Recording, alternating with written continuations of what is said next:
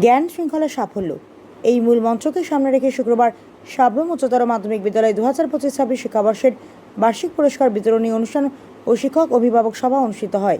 দুপুর 12টায় অনুষ্ঠানের শুভ সূচনা হয়।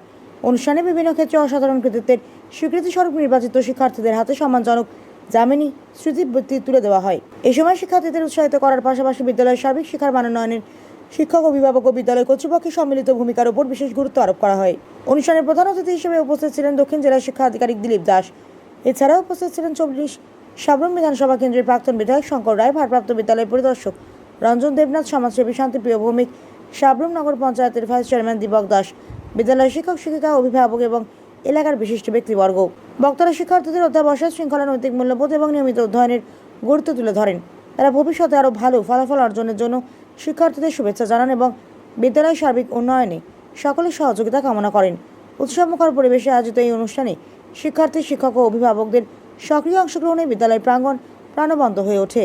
সাবরুম প্রতিনিধি রিপোর্ট, প্রতিদিন ত্রিপুরা। একটা প্রকৃত মানুষ হতে গেলে শিক্ষার দরকার আছে, তার সাথে সাথে অনেক কিছু আছে। যেমন আগে যেটা বাস্তব, আমরাও লেখাপড়া করেছি, আগে ছাত্রছাত্রীরা শিক্ষক শিক্ষিকাদের যেরকম একটা সম্মান দিতেন, সামাজিকভাবে দিতেন, আজকাল সেটা নেই।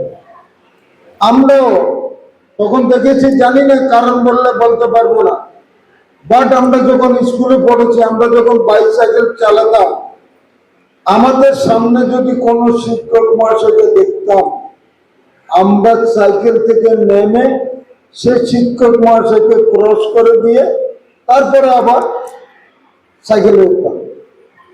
এটাই ওয়ান কাইন্ড অফ অনার, বিভিন্নভাবে সমাজ। তো আমি পাস করলাম, নম্বর বেশি পেলাম, সার্টিফিকেট একটা পেলাম, এটাতে শেষ না। আর যারা লেখাপড়া করছে তারা সবাই কিছু চাকরির জন্য, এত চাকরি তো দেশে নাই, থাকবো না, অতীতেও নাই, ছিল না, আজকেও নাই, আগামী দিনও থাকবে না যদি সরকারি চাকরি বলি।